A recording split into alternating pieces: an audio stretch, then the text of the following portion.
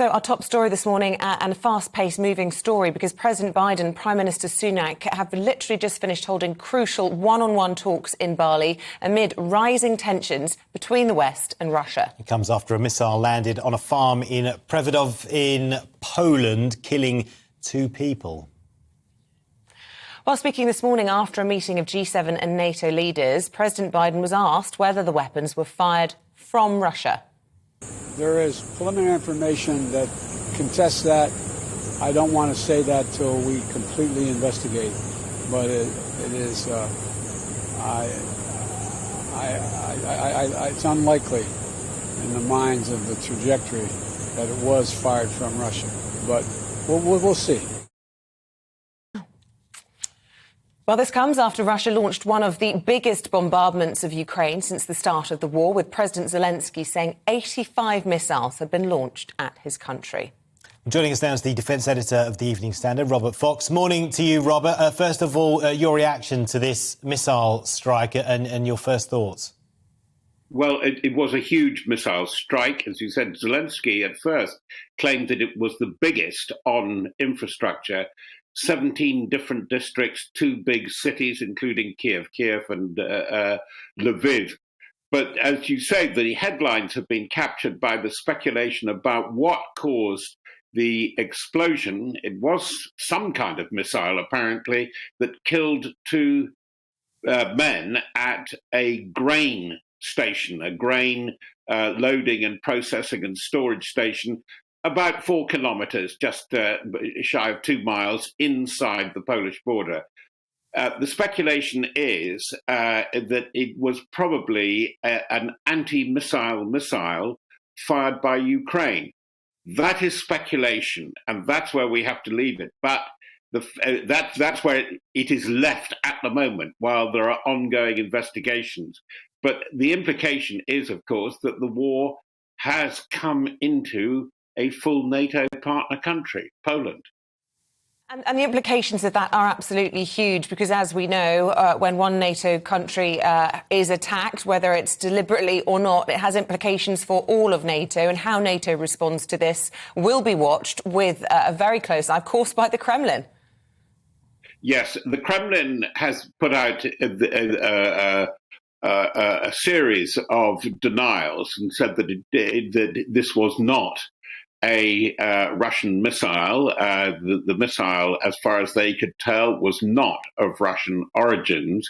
And so far, the speculation and the doubts raised by President Biden seem to support that. But the fact is that this fire and counterfire, the incoming missile, probably heading somewhere west of Lviv, even one of the great western cities of Ukraine, makes this problematic. It does show where the war is going. It's not dying down, although we've had a big Russian retreat.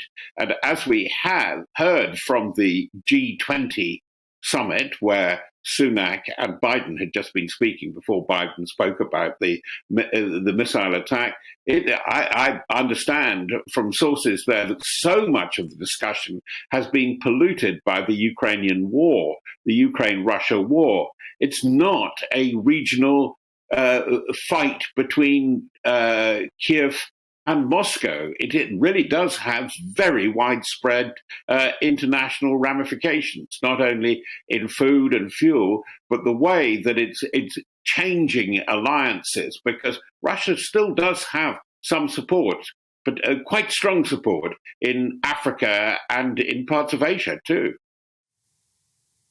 Earlier in April, I was along that border between Poland and Ukraine, and if we can just get the map back up now, we can see there, that's where the missile strike was. Just explain for viewers and listeners just how tense that region is along that border between Belarus, Poland and Ukraine, and the amount of exercises that NATO undertakes along that border and how they will have gamed out this scenario.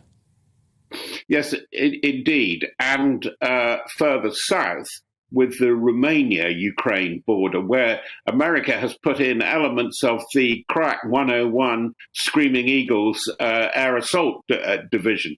you're absolutely right. The reason why it's tense, and you will have felt tense, is just the range of these missiles.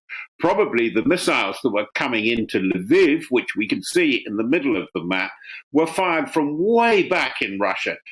Some may even have been air-launched from bombers flying over the Caspian Sea. And this is what makes it very difficult. It is a war of precision weapons, but when precision weapons become unprecise, then you really are under threat. And we know, we've had from defense briefings, that Russia is running out of its own precision weapons and is now seeking medium long-range missiles from Iran.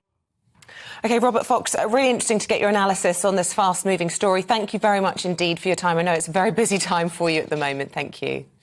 Thank you. Let's get some more reaction to all of this from the G20. Our political editor, Darren McCaffrey, is there in Bali. And look, the G20 is absolutely pivotal in everything that has happened here, because these missile strikes that were sort of being scattergunned across from Russia into Ukraine yesterday followed immediately after President Zelensky was speaking. But whether or not this was a missile that was trying to defend against a missile remains to be seen. The fact is the G20 are all there and will come together and coalesce to discuss this very strongly.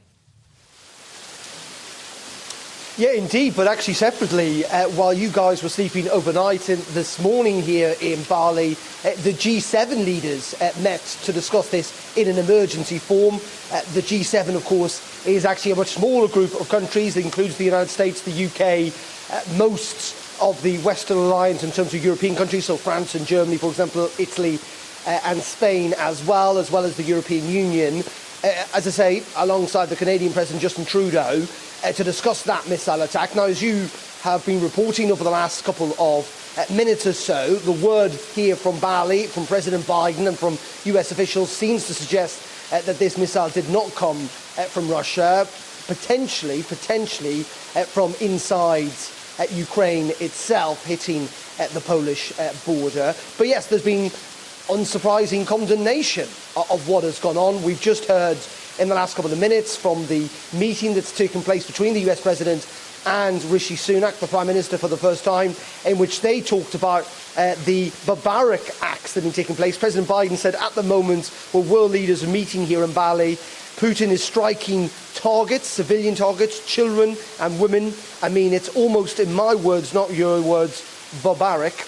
And we know that Rishi Sunak is going to hold a press conference in the next couple of hours, and I suspect we'll hear pretty similar language.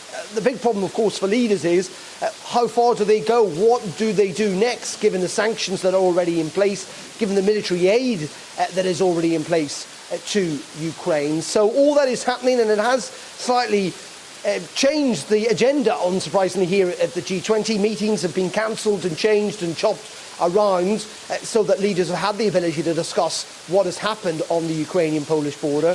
But there is another notable meeting due to happen in the next hour or so, Isabel, and that's between Xi Jinping and Rishi Sunak. It's the first meeting between a British Prime Minister and the Chinese Premier in 5 years, and we're expecting Rishi Sunak to call for a frank and constructive relationship with the Chinese. He says that China has fundamentally got different values to ours, but they want to coordinate on some of the world's big issues, that where there is common ground, they will come together. Now, there's been some criticism back home about whether Rishi Sunak is softening the language in regards to China, about how far he's going to go in bringing up some human rights abuses. Downing Street trying to claim that he will bring those up, but what they want is a constructive relationship where it can happen, but they're also clear that China remains a challenge and a threat.